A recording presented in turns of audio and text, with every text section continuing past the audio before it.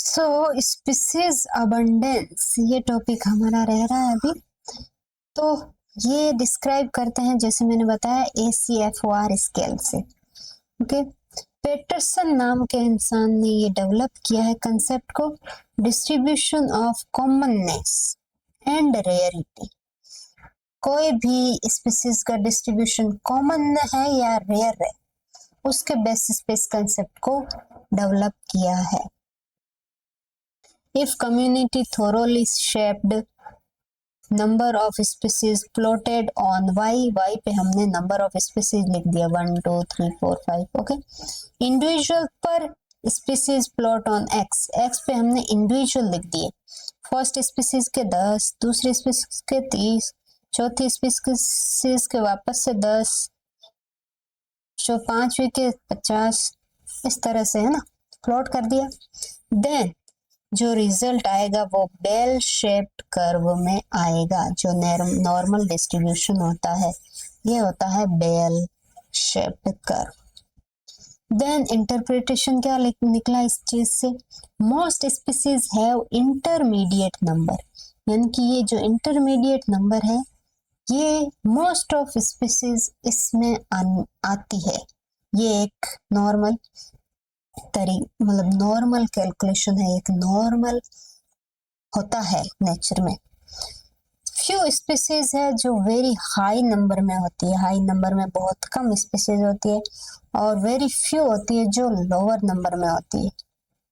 Okay, then proper distribution के लिए x axis plot in increasing category. X axis को 1 2 4 ऐसे इंक्रीजिंग, वो भी 2x में इंक्रीजिंग है। That's why this create log 2 scale, क्योंकि ये जब डबल हो रही है हर एक कैटेगरी में, तो उसको इतना आसान नहीं है कैलकुलेट करना सिंपल वे में, तो उसके लिए लॉग स्केल यूज करी जाती है। रिजल्टिंग डिस्ट्रीब्यूशन, उस डिस्ट्रीब्यूशन को कहते हैं लॉग नॉर्मल डिस्ट्रीब्यूशन। एक नॉर्मल डिस्ट्रीब्यूशन है, एक लॉग नॉर्मल है, जब हर एक कैटेगरी की नंबर इंक्रीज होता जा रहा है हर एक स्टेप के बाद। For example species abundance distribution देखना है हमको। Community sample of mammalian species है, 7 सैंपल लिए हमने A से G तक एरिया में, A B C G।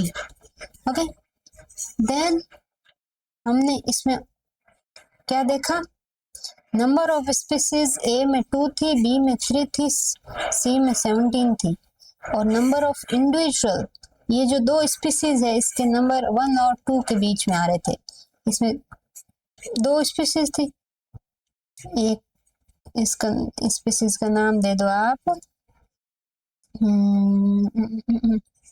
क और ये ख की है नंबर 1 और ख के नंबर है 2। इस तरह से ये आप देख पा रहे हो, ये हर एक कैटेगरी में जो इंक्रीमेंट है वो डबल है। शो किया ऐसा है ना, जी में एक स्पीसीज मिली है और वो डबल है, तो टोटल स्पीसीज इन कम्युनिटी के अंदर जो टोटल स्पीसीज है वो 59 है। बट इससे इंटरप्रिटेशन क्या मिला कि 2 स्पीसीज ऐसी है जो रेयर है, उसके इंडिविजुअल क्या है 1 से 2 है। एक स्पीसीज ऐसी है जो हाई है, हाईली अबंडेंट है, यानी कि वो बहुत ज्यादा नंबर में, और मैक्सिमम स्पीसीज है 25 जो मिले हमको डी एरिया में, वो है उसका नंबर है 9 to 16। So each category for individual is double the previous one। तो हर एक कैटेगरी है वो क्या हो रही है, पहले की कंपैरिजन में वो डबल हो रही है, पहले वाले जो कैटेगरी है उससे। तो वो हम यदि हर बार ऐसा होता है तो हम लॉग स्केल का यूज करते हैं, और bell shape log normal distribution कहते हैं। मोस्ट या कहते हैं या वो प्रोड्यूस करता है, most species have intermediate abundance. तो इसमें मोस्ट स्पीसीज जो होगी वो इंटरमीडिएट अबंडेंस शो करती है। इंटरमीडिएट इसमें कौन सा है, ये देख लो। ओके, फ्यू रेयर होगी, फ्यू ये जो रेयर है, और फ्यू ये वन ही स्पीसीज थी जो बहुत ज्यादा अबंडेंट है। सो इसमें जैसे हमने देखा, इस कम्युनिटी देखी ए जिसमें स्पीसीज थी इतनी सारी, नंबर ऑफ इंडिविजुअल थे इसके, और प्रोपोर्शनल अबंडेंस किसका ज्यादा है, और रैंक क्या रख सकते हैं हम, जिसका अबंडेंस ज्यादा है उसको हम नंबर 1 पे रख रहे हैं। तो ये स्पीसीज 3 का नंबर है 36, यानी कि 36 जिसकी प्रोपोर्शनल अबंडेंस जो लॉग में आ रहा है वो 0.45 आ रहा है, उसकी रैंक नंबर 1 है। इस तरह से बस बताते हैं हम टेबल के फॉर्म में, इसका भी इस तरह से है। So to create a rank abundance curve determine proportional abundance of species, वो प्रोपोर्शनल अबंडेंस दिखाता है, यानी कि जो प्रोपोर्शनल अबंडेंस में ये टोटल है उसमें इसका प्रोपोर्शन, इसका अमाउंट कितना है, अबंडेंस तो है ये सबसे ज्यादा है, कितनी ज्यादा है कंपैरिजन, किसी की 10 है, एक की 11 है, तो वो भी अबंडेंट है इसके कंपैरिजन में, बट किसी की 10 है, किसी की 100 है, तो वो भी एक 10 के कंपैरिजन में अबंडेंट है। तो वो कितनी ज्यादा अबंडेंट है वो इसको प्रोपोर्शनल अबंडेंस बोलते हैं। तो ये 0.718 इतना इसका प्रोपोर्शन ज्यादा है बाकी की स्पीसीज के कंपैरिजन में। Proportional abundance is calculated by dividing the number of individual of species by total number of individual of the community।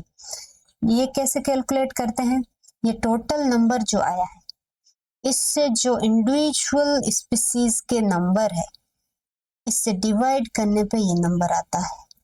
इसका भी सिमिलर है, इसके ये करने से आता है, आप करके देख सकते हैं। तो हर एक का प्रोपोर्शन देखते हैं तो उसका टोटल से उस स्पीसीज के नंबर को डिवाइड करते हैं, पॉपुलेशन साइज से डिवाइड करते हैं। So the most abundant species को हम रैंक 1 दे दिए। To calculate estimate species diversity index in ecosystem it is essential to have estimation of diversity, number of species diversity index richness दिखाएगा, और number of species in community वो भी जानना जरूरी है, स्पीसीज इवननेस इंडेक्स, इवननेस क्या है वो भी देखना है, और अबंडेंस क्या है, ये चारों चीजों को देखने के लिए हम डाइवर्सिटी इंडेक्सेस का यूज करते हैं। देन बीटा डाइवर्सिटी, ये सब था अल्फा डाइवर्सिटी का पार्ट, एक ही एरिया में अलग अलग पार्ट से हम कंपेयर कर रहे थे, अब है अलग अलग तरह का ecosystem. Changes in species number along the environment gradient as we already discuss, from land to water, forest to land, जो भी। सोरेनसेन्स सिमिलरिटी इंडेक्स ये मेजर करता है, बीटा डाइवर्सिटी को मेजर करने के लिए हम ये वाला इंडेक्स यूज करते हैं जिसकी रेंज होती है 0 से 1, सबकी यही रेंज है बट उनका सबका मतलब अलग अलग। यहाँ पे 0 का मतलब है नो स्पीसीज ओवरलैप, और 1 का मतलब है species in both community are same, यानी हमने कम्युनिटी ए ली है, community B. No species overlap means यहाँ पे 2 स्पीसीज थी दोनों अलग, यहाँ पे 2 स्पीसीज थी दोनों अलग, तो यहाँ पे कोई ओवरलैप नहीं है। यदि यहाँ पे सेम स्पीसीज है, जो यहाँ पे 2 स्पीसीज मिली और यहीं पे 2 स्पीसीज मिली, दोनों सेम स्पीसीज है तो इसकी वैल्यू 1 आएगी यदि सेम है तो, और अलग अलग है तो 0 आएगी, और इसका कैलकुलेट करने का फॉर्मूला ये है। सो S1 का मतलब है स्पीसीज, S मीन्स स्पीसीज है फर्स्ट कम्युनिटी की स्पीसीज जिसके टोटल नंबर कितने हैं। फिर S2 total number of species in second community, एक कम्युनिटी ये थी एक दूसरी ये थी, एक स्पीसीज को हमने सेलेक्ट किया, उसका इस कम्युनिटी के अंदर नंबर क्या था, इसके अंदर नंबर क्या था, और सी का मतलब है इन दोनों के अंदर कौन सी कितनी स्पीसीज ऐसी है जो कॉमन मिलती है, यहाँ पर भी मिलेगी, यहाँ पर भी मिलेगी, that will be the C. At the ecosystem level पे biodiversity measure are use compare ecosystem और डिटेक्ट चेंजेस ओवर टाइम। तो ये इकोसिस्टम के लेवल पे जो बायोडाइवर्सिटी मेजर करते हैं तब कंपैरिजन या फिर कोई भी चेंज कितना हुआ है टाइम के साथ, ये देखने के लिए ये हम सब चीजें मेजर कर रहे हैं। बीटा डाइवर्सिटी में हम देखा हम क्या कर रहे हैं, परसेंट और change of species diversity between ecosystem के बीच में क्या चेंज हो रहा है ना। compresses number of taxas unique to each ecosystem, और किस लेवल पर टेक्सास के अंदर यूनिकनेस है या डिफरेंसेस है या फिर सिमिलरिटीज है। It calculate the number of species that is not same to two different environment.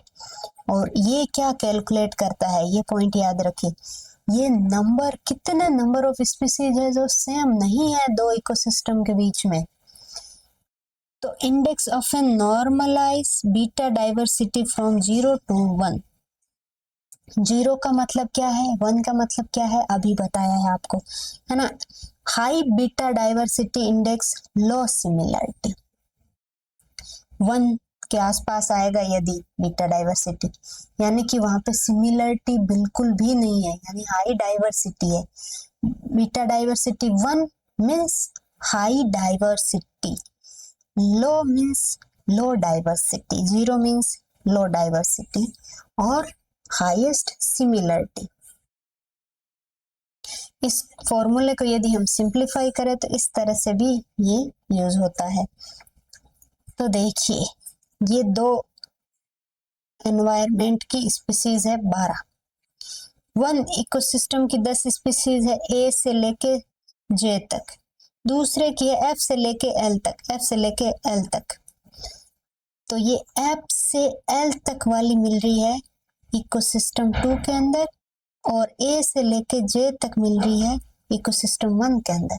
यानी कि यहाँ पे दोनों इकोसिस्टम में ये वाला जो है स्पीसीज का नंबर, ये नंबर या फिर ये स्पीसीज है वो दोनों में मिल रही है, दोनों में कॉमन का मतलब है ये E1 में, सॉरी इन्वायरमेंट 1 में भी है, इन्वायरमेंट या इकोसिस्टम 2 में भी है। ओके, तो यहाँ पे आप देखा ही होगा टोटल कितनी थी, इसकी 10 थी तो इसकी 7 थी, तो टोटल कितनी हो गई 17। ऐसा नहीं है, ए से 1 तक क्योंकि सिमिलरिटी आ रही है, सिमिलर कितनी हो गई 1 2 3 4 5, 5 सिमिलर है इसमें, तो टोटल कितनी हो गई 12 ही। 5 सिमिलर मीन्स अब बताइए कितनी यूनिक है इकोसिस्टम 1 के अंदर, बता सकते हो। 5 सिमिलर है तो इकोसिस्टम टोटल 12 ही है। 10 है स्पीसीज 1 तो इसमें 5 है जो यूनिक है, इसमें कितनी, इसमें 3 है जो, सॉरी 2 है जो यूनिक है। ओके, तो ये जो 7 आया है, ये इस फॉर्मूले से जो 7 आया है, S minus common plus S2 minus common, है ना। S1 में 10 माइनस 5 कितना हुआ, 10 माइनस 5 यानी यहाँ पे 2, यानी कि टोटल जो बीटा डाइवर्सिटी है वो है 7 है जो यूनिक है, 5 ए वाले की और ये 2 इसकी, जो कॉमन है उसको माइनस करके बताया है। नाउ ये यूनिक स्पीसीज है आइदर ऑफ द एनवायरनमेंट, दोनों को मिला के। Gamma diversity, taxonomy diversity, gamma diversity को टेक्सोनोमिक डाइवर्सिटी भी बोलते हैं, याद रखें। इसको मेजर करने के लिए हम क्या टोटल डाइवर्सिटी देखेंगे सेवरल इकोसिस्टम की। 2 इकोसिस्टम के बीच की बात तो कर ली हमने बीटा में, यहाँ पे बहुत सारे इकोसिस्टम एक साथ आएंगे और उनकी टोटल बायोडाइवर्सिटी मेजर करी जाएगी। It refer total species richness over large area और region, also called geographical scale species diversity. Is alpha diversity. जैसे लैंडस्केप है, कोई पूरा लैंडस्केप, फॉरेस्ट लैंडस्केप है, हिली लैंडस्केप है, या फिर मैदानी वाला एरिया है ना, या फिर आइसलैंड है, ये सब बताया जाएगा जो गामा डाइवर्सिटी को। और गामा डाइवर्सिटी के फॉर्मूला है ये, वहां जैसे एस था 10 और ये था 7, कितना हुआ 17, -5 कॉमन है 5, तो ये कितनी होगी 7। तो टोटल डाइवर्स, इसका जो डाइवर्शन है टोटल वाला वो 12 है। ओके, देन S1 क्या है, S2 क्या है, C क्या है, हमने बता दिया है, कॉमन स्पीसीज है S। Internal relationship between alpha beta and gamma, वो ये है। अल्फा का बीटा से कोई रिलेशन नहीं है, बट बीटा इन दोनों से रिलेटेड है। यदि गामा को जानना है तो बीटा इनटू अल्फा होगा। यदि इससे अब गामा से हमको बीटा जानना है तो ये बीटा और बीटा को जानना है तो क्या होगा, गामा बाई अल्फा। यानी कि ये दोनों आपस में रिलेटेड नहीं थे, बट गामा ने आके इनको दोनों को कैसे न कैसे रिलेट करवा दिया है। ओके, सो नाउ क्योंकि ये टोटल कैसे बता रही है कि 5 कॉमन है। कॉमन का मतलब ये तो नहीं है कि वो एग्जिस्ट नहीं कर रही है, स्पीसीज एग्जिस्ट तो कर रही है ना टोटल, वो हो गई gamma. Now one point is here, अब ये तो पूरा हो गया हमारा रिचनेस और इंडाइसिस सब कुछ। तो इंडाइसिस को सबसे पहले जब कैलकुलेट करते थे पेन पेपर कैलकुलेटर का यूज होता था, अब कॉमन कंप्यूटर सॉफ्टवेयर्स यूज होते हैं। जो इस टाइप के सॉफ्टवेयर वॉज कंप्लाइंड एक जगह पे किसने बनाए, मैट जॉनसन ने 2003 में। ये जो सॉफ्टवेयर साइट है यहाँ पे सब सॉफ्टवेयर मिल सकते हैं, और इन सॉफ्टवेयर के बारे में हम डिटेल में देखेंगे नेक्स्ट क्लास का जब एंड होगा। नेक्स्ट क्लास कंप्लीट हो जाएगी तो उसके भी जो डाटा है, कुछ और हमने स्टडी किया या देखा, वो सब भी हम समझेंगे, और फिर और बहुत सारी साइट्स हैं उनको एक साथ देखेंगे। Okay, bye bye, take care.